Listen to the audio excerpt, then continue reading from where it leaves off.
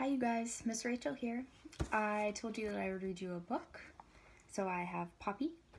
I'm going to read you the summary on the back of the book so you know a little bit about what the book is about, okay? At the very edge of Dimwood Forest stands an old charred oak. A great horned owl, Mr. Okax, waits there. With his piercing gaze, he surveys the lands he calls his own, watching for the creatures he considers his subjects.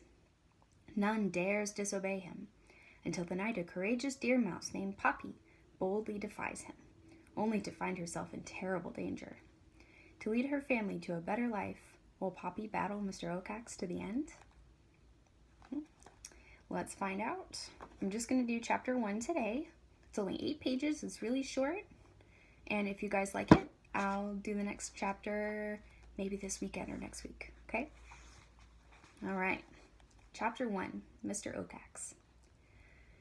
A thin crescent moon, high in the sky, shed faint white light over Dimwood Forest. Stars glowed, breezes full of ripe summer fragrance floated over nearby meadow and hill. Dimwood itself, veiled in darkness, lay utterly still. At the very edge of this forest stood an old charred oak on which sat a great horned owl. The owl's name was Mr. Okax, and he looked like death himself. Mr. Okax's eyes, flat upon his face, were round and yellow with large ebony pupils that enabled him to see as few other creatures could. Moonlight, even faint moonlight, was as good as daylight for him. With his piercing gaze, Mr. Okax surveyed the lands he called his own, watching for the comings and goings of creatures he considered his subjects and his dinners.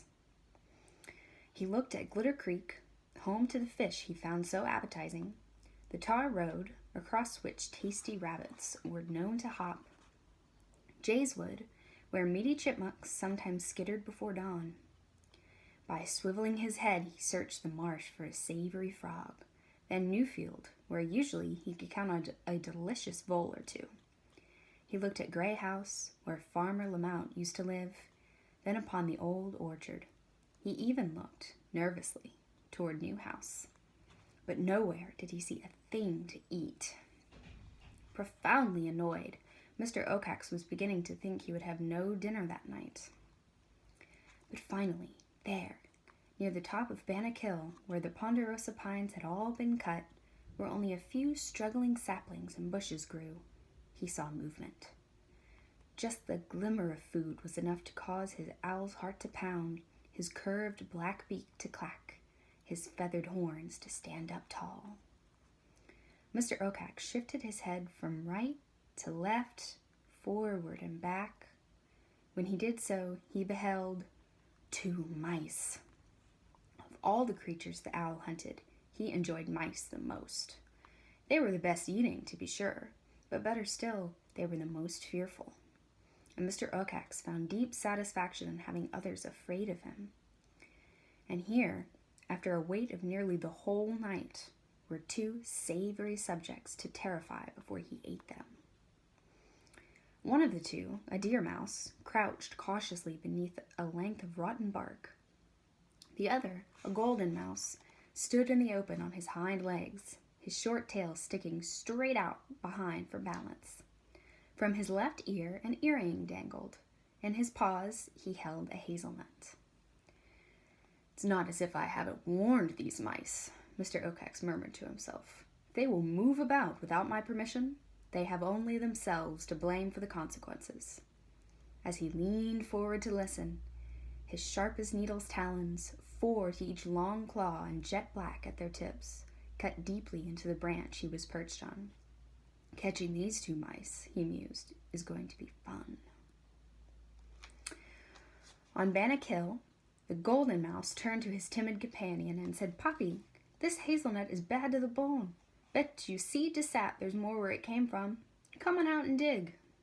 "Ragweed," Poppy replied as she sniffed tensely in all directions, "you promised we'd dance when we got here. We can't do it in the open. Besides, I want to answer your question. So will you please get under here with me?" Ragweed laughed. "Dude, you must think I'm dull as a dormouse. You just want to get some of this nut." "I don't want any of your precious nut," Poppy insisted. I want to give you my answer, and I want to dance. Isn't that the reason we came up the hill? Only it's not safe out there. Oh, tell me about it. You heard my father's warnings, Poppy went on. It's Mr. Oakax. He might be watching and listening. Get off, Ragweed sneered. Your pop talks about that Oakax dude just to scare you and keep you under control. Ragweed, Poppy cried. That's ridiculous. Mr. Oakax does rule Dimwood, so we have to ask his permission to be here. And you know perfectly well we never did. I'm not going to spend my life asking an old owl's okay every time I want to have fun. Know what I'm saying? This is our moment, right? And now that I've dug this nut up, I'm going to enjoy it. Besides, he said, it's too dark for an old owl to see me.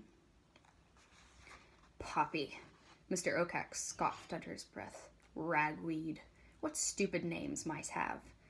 Now, if only that deer mouse will move just a little farther out from under cover, I'll be able to snare both mice at once. The mere thought of such a double catch made Mr. Oakax hiss with pleasure. Then he clacked his beak, spread his wings, and rose into the night air. Up he circled, his fluted flight feathers beating the air silently. High above Bannock Hill, he looked down. The golden mouse, the one eating the nut, was still in the open. So brazen, so foolish. Nevertheless, Mr. Oakax decided to hold back another moment to see if the deer mouse might budge. Ragweed, Poppy pleaded, please get under here. Girl, Ragweed said, do you know what your problem is? You let your tail lead the way. Poppy, hurt and wanting to show she was not a coward, poked her nose and whiskers out from under the bark. Ragweed, she persisted even as she began to creep into the open. Being careless is stupid. Her friend took another scrape of the nut and sighed with pleasure. Poppy, he said, you may be my best girl, but admit it, you don't know how to live like I do. Poppy took 2 more steps beyond the bark. Just then, Mr. Oakax pulled his wings close to his body and plunged. In an instant, he was right above and behind the 2 mice. Once there, he threw out his wings to break his speed, pulled back his head to protect his eyes, and thrust his claws forward and wide like grappling hooks to pounce. It was Poppy who saw him. Ragweed, she shrieked in terror as she hurled herself back under cover. It's Oakax!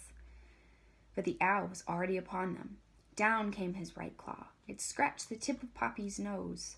Down came his left claw. It was more successful, clamping around Ragweed's head and neck like a vice of needles, killing him instantly.